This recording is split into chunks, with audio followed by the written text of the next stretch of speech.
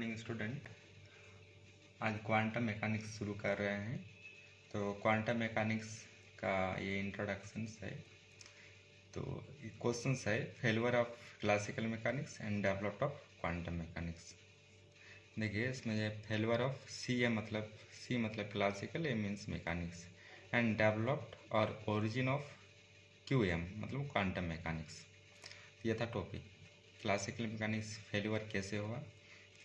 तो जब classical mechanics failure हुआ तभी क्वांटम मैकेनिक्स का ओरिजिन या डेवलप्ड हुआ, क्योंकि क्लासिकल मैकेनिक्स ऐसा कुछ थ्योरी है, सिद्धांत है जो क्लासिकल मैकेनिक्स फुल्ली एक्सप्लेन नहीं कर पाया, इसलिए क्लासिकल मैकेनिक्स का ओरिजिन हुआ। तो फर्स्ट देखिए, Newtonian laws of motions are the base of classical physics. Newtonian जो लॉज था, Newtonians laws of motions, Newtonians laws of gravitations, जो भी आप लोग पढ़े हैं वो सब क्लासिकल मैकेनिक्स में था। अब before 1900 all the phenomena could be explain on the basis of this laws.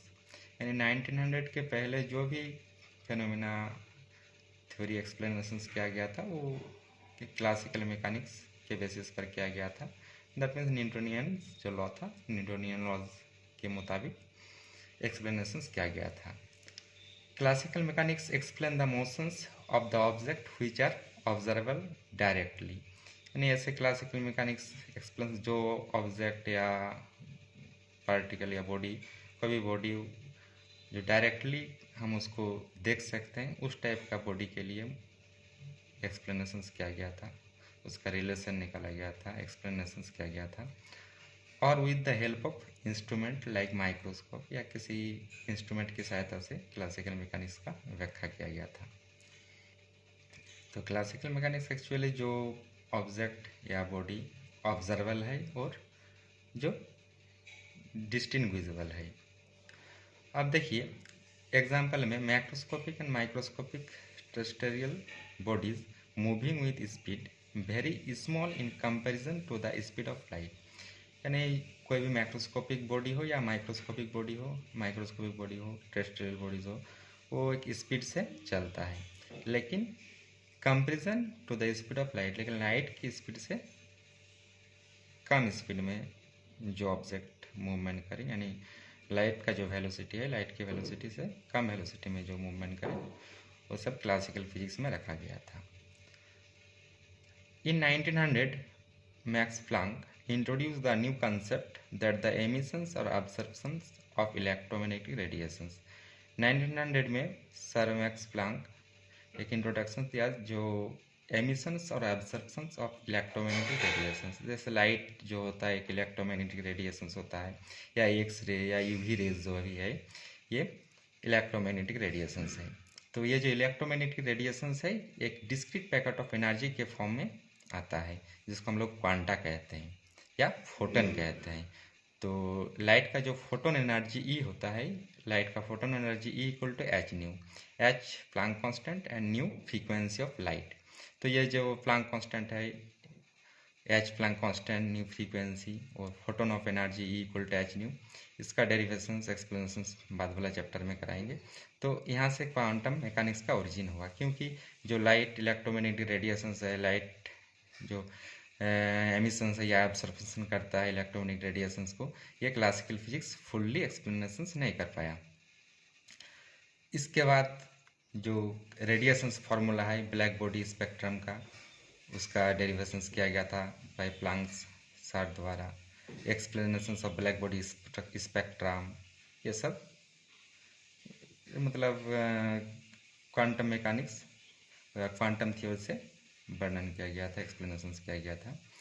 अब देखिए इसके बाद सर अल्बर्ट आइंस्टीन ने 1905 Einstein used this concept to explain photo electric effect. अब इसी सिद्धांत पर फोटो इलेक्ट्रिक इफेक्ट का व्याख्या की है सर अल्बर्ट आइंस्टीन इन 1925 में। अब इसके बाद जो इलेक्ट्रोमैग्नेटिक रेडिएशंस होता है या लाइट होता है, ये ड्यूअल नेचर का होता है, particle nature and wave nature, बाद में इसका व्याख्या किया गया। तो ये सब क्वांटम मैकेनिक्स का ओल्ड थ्योरी भी कह सकते हैं, दोनों प्लैंक सर जो दिए थे, अल्बर्ट आइंस्टाइन 1905 में दिए थे। अब the newer theory of quantum mechanics is based on two principle, the Heisenberg uncertainty principle and Bohr's complementary principles. बाद में जो हाइजेनबर्ग अनसर्टेनिटी प्रिंसिपल और बोर कॉम्प्लीमेंट्री प्रिंसिपल, इसका व्याख्या किया गया इन क्वांटम मैकेनिक्स में। A particular form of this mechanics which was developed by Heisenberg in 1925 is called matrix mechanics। बाद में सर हाइजेनबर्ग ने 1925 में एक मैट्रिक्स मैकेनिक्स का व्याख्या की है। Another form of quantum mechanics is called wave mechanics developed by Schrodinger in 1926। तो बाद में मैट्रिक्स मैकेनिक्स और वेव मैकेनिक्स का व्याख्या किए गए। तो ये एक्चुअली इंट्रोडक्शंस है। तो इसके बाद हम हाइजेनबर्ग अनसर्टेनिटी प्रिंसिपल का जो एक्सप्लेनेशन है, उसका थ्योरी है, ज्ञात करेंगे। Bohr complementary theory, matrix mechanics क्या है, वेव मैकेनिक्स क्या है। तो हाइजेनबर्ग अनसर्टेनिटी प्रिंसिपल से किसी भी पार्टिकल वो अगर इलेक्ट्रोमैग्नेटिक रेडिएशन से कोई वेव बनाता है तो किसी पार्टिकल का हम पोजिशंस या मोमेंटम एक साथ नहीं ज्ञात कर सकते हैं। तो ये सब था। तो ये जो था ये फेलुअर ऑफ क्लासिकल मैकेनिक्स हो गया, काहे कि इस सब का व्याख्या क्लासिकल मैकेनिक्स एक्सप्लेनेशंस नहीं कर पाया। अब देखिए नेक्स्ट, इसको आप लोग स्क्रीनशॉट ले लीजिए।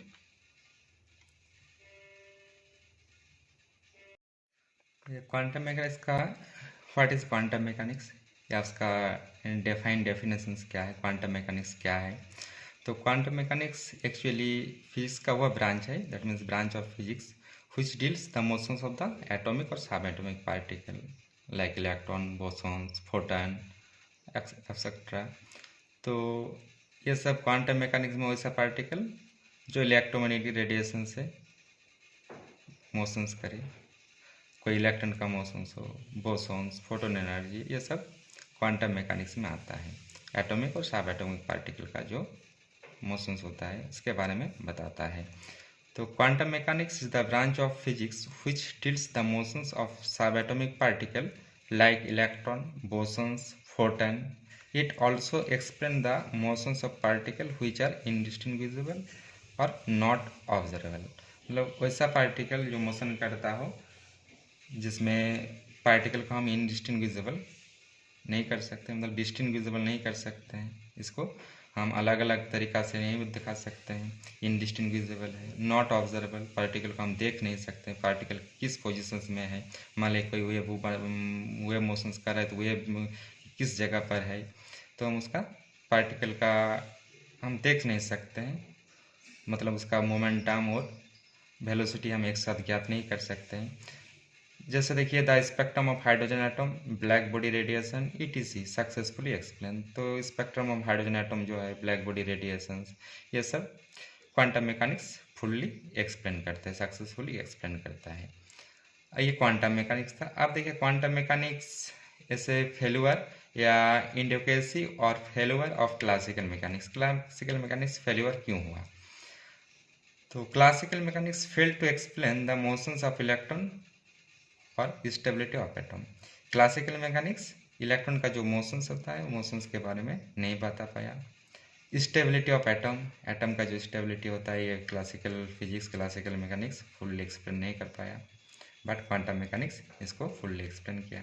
It also fail to explain the motions of particle which are indistinguishable, not observable. और क्या क्या कि क्लासिकल जो मैकेनिक्स है, कोई पार्टिकल मोशंस कर रहा तो उसको हम इनडिस्टिंग्विजिबल, मतलब डिस्टिंग्विजिबल नहीं कर सकते हैं, इसको डिवाइड अलग अलग नहीं कर सकते। नॉट ऑब्जर्वेबल, उसको हम देख नहीं सकते हैं। It could not be explain the spectrum of hydrogen atom, spectrum का जो हाइड्रोजन एटम का जो स्पेक्ट्रम होता है उसका भी व्याख्या नहीं कर पाया। Black body radiations, Compton effect, photo electric effect ETC, ये सब जो था ये सब का व्याख्या क्लासिकल फिजिक्स नहीं कर पाया। It could not explain the observed variations of specific heat capacity of solid. तो ये था फेलोर ऑफ क्लासिकल मैकेनिक्स। ये क्लासिकल मैकेनिक्स एक्सप्लेन नहीं कर पाया, बट क्वांटम मैकेनिक्स इसको फुल्ली एक्सप्लेन किया गया। तो ये इंट्रोडक्शन। अब नेक्स्ट हम पढ़ाएंगे फोटो इलेक्ट्रिक इफेक्ट। तो thank you for watching my video. Like, subscribe and share your friends. Thank you.